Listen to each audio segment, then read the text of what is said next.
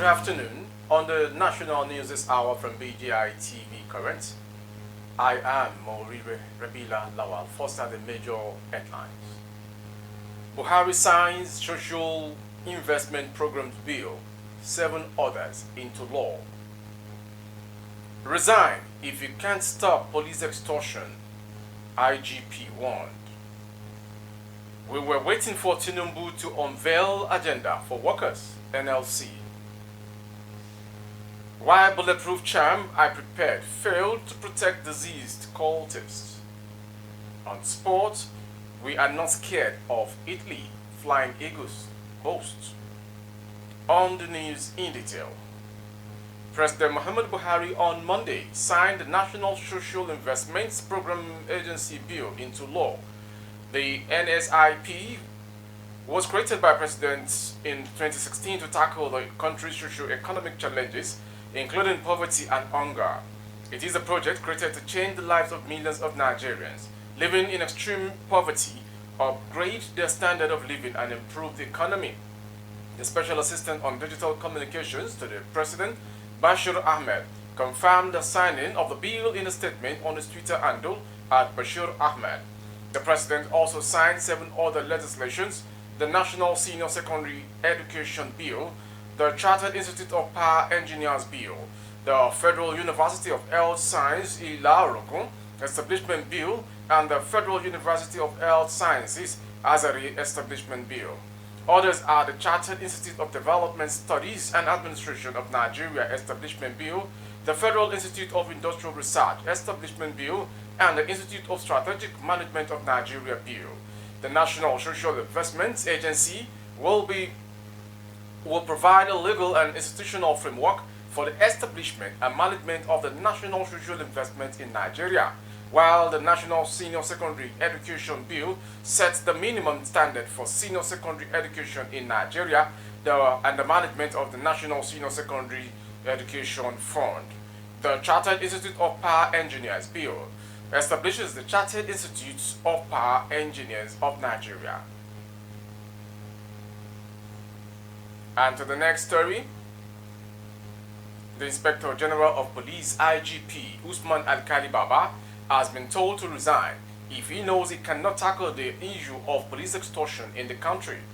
Information reports that this was the position of the senator-elect representing Ebonyi North Senatorial Zone, Barrister Onyekachi Nwaboyin.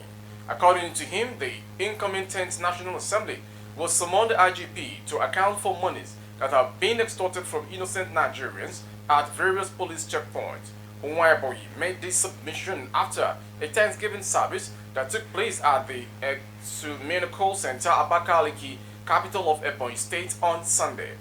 The lawmaker will condemn the continuous intimidation, harassment, and torture of innocent Nigerians at various checkpoints across the country by brutal policemen, gave the IGP an ultimatum of 7 days to sort the issue. And to the next story. Nigeria Labour Congress NLC yesterday said it is eagerly waiting for the President-elect Bola Ahmed Chinumbu to unveil his agenda for the country's workers before making pronouncements on burning national issues. NLC President Comrade Joe Ajaero said the organized labor under his watch will remain a fighting machine and go against anyone who steps on toes of Nigerian workers. He, however, cautioned the spokesman of the President-elect, Mr. Bayo Ononuga, and the Imo State government against sponsoring malicious publications against the union's leadership.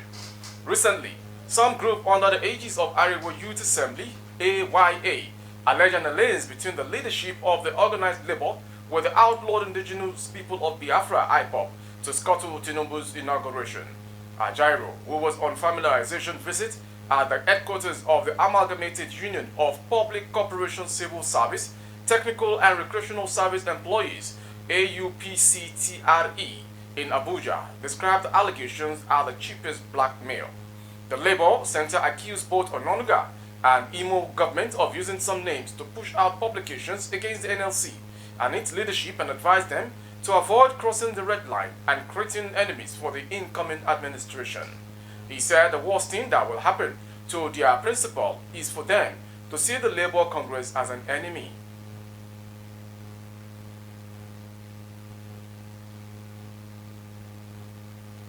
Kudus Shodimu, a 44-year-old native doctor who was arrested by the Ogun State Command for police for allegedly aiding cultists by making charms to deflect bullets aimed at them, had admitted doing so, but said the cultists killed by rival groups close to his residence brought some herbs and concoctions which he mixed with it.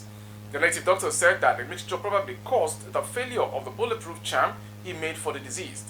The State Commissioner of Police Olariwaju Yomi Oladimeji told journalists that the arrest of the native doctor, along with suspected cultists, followed information received by the anti-cultism section on April 30th that members of the dreaded Aye confraternity had assembled at Elega area in Abeokuta in preparation for a supremacy battle with their rival cult group Aye confraternity. The police commissioner said that acting on the report, the anti-cultist team, in collaboration with men of the SoSafe Corps, moved to the scene of the incident. The cultists, however, reportedly started shooting when they saw the police operatives but were overpowered. According to the CP Oladimeji, two of the cultists are later identified as Noah Ayobami, aka Anobi 7, and Aziz Ololade, aka Bouncing, died during the encounter.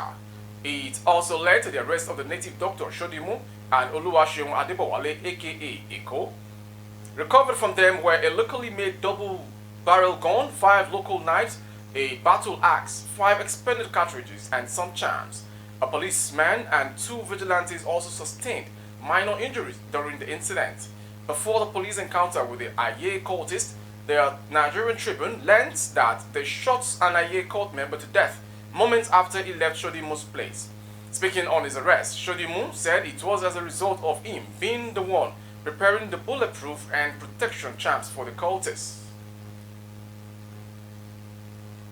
From that story, we go to the sports story that ends the national news this hour.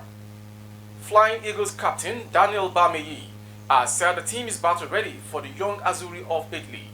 Ladamboso side will take on the European powerhouse in their second group game at the 2023 FIFA Under-20 World Cup in Mendoza on Wednesday.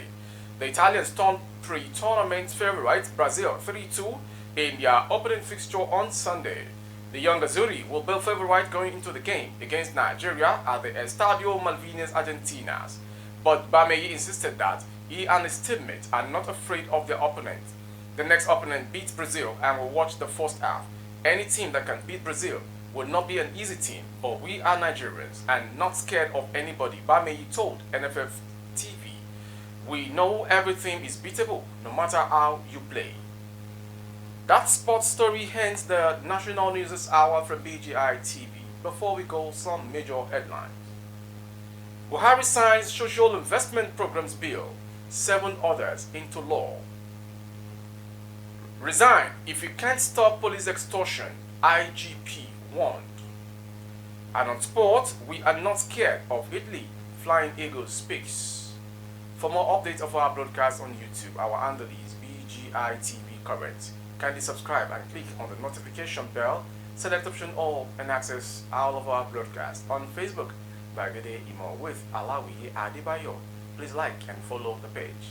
For advert placement of your goods and services, coverage of events and functions, please dial the phone number streaming on your screen for advert placement only. Thank you for watching. I am Morire Rabila Lawa. Good afternoon.